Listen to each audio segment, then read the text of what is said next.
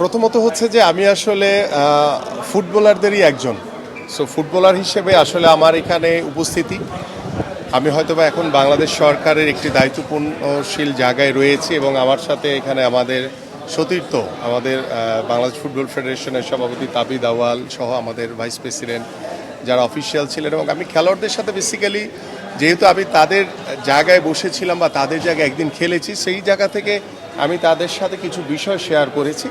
যে সবার আগে হচ্ছে আমার বাংলাদেশ, এবং সেই বাংলাদেশের হয়ে যখন আমি জার্সি গায়ে যখন মাঠে নামবো, আমি যাতে আমার বেস্ট পারফরমেন্সটি দিয়ে দেশের জন্য যাতে সম্মান বয়ে নিয়ে আসতে পারি, এটি হচ্ছে মূল বিষয় ছিল। পাশাপাশি হচ্ছে যে আমাদের খেলার ভিতরে আমরা শতভাগ পেশাদারিত্ব মনোভাবটা নিয়ে আসতে চাই, এবং আপনারা সবাই জানেন যে আগামী 30শে মার্চ আমাদের মাননীয় প্রধানমন্ত্রী তিনি আনুষ্ঠানিকভাবে আমরা বাংলাদেশের সকল জাতীয় খেলোয়াড় যারা রয়েছে তাদেরকে বেতন কাঠামোর আওতায় এনে তাদেরকে ক্রিয়া ভাতা অনুষ্ঠান আমরা আনুষ্ঠানিকভাবে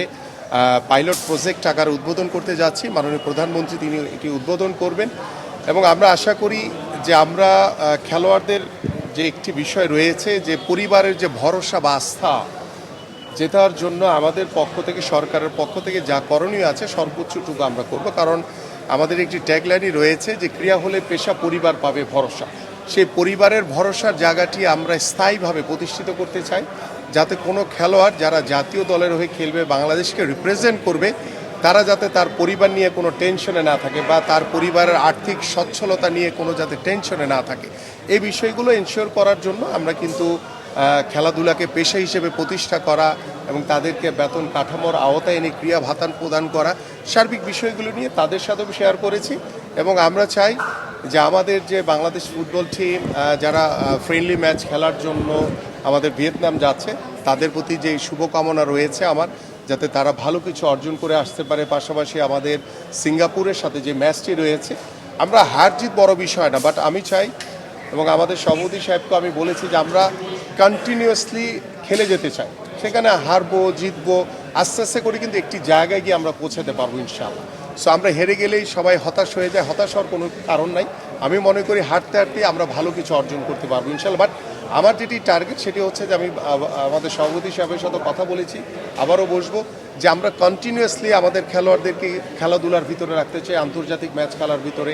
আমাদের ঘরোয়া ফুটবলটা যাতে আরও বেশি সমৃদ্ধশালী হয়, সে বিষয়গুলো নিয়ে আমরা ইনশাল্লাহ স্টেপ বাই স্টেপ আমরা কাজ করবো ইনশাল্লাহ। পাশাপাশি আমাদের অনূর্ধ্ব 20 যে সাফ টিম যারা মালদ্বীপের উদ্দেশ্যে রওনা হবে, আমরা যেহেতু লাস্ট ডিফেন্ডিং চ্যাম্পিয়ন, সো আমরা আশা করি যে আমাদের সেই তরুণ উদীয়মান যারা অনূর্ধ্ব 20 ফুটবল টিমে খেলছে, আমি দেখলাম তাদের ভিতরে যে মানসিকতা দেখলাম বা তাদের ফেস দেখলেই তো বোঝা যায় যে আসলে তারা ভালো কিছু অর্জন করতে চায়। সো তাদের ফেজের ভিতরে সেই প্রত্যাশা, সেই স্বপ্নটুকু আমি দেখেছি। সো আই হোপ যে ইনশাল্লাহ আমরা আবারও মালদ্বীপ থেকে বাংলাদেশ ফুটবল টিম অনূর্ধ্ব 20 সাফ ফুটবল চ্যাম্পিয়ন হয়ে ফিরে আসবে ইনশাল্লাহ।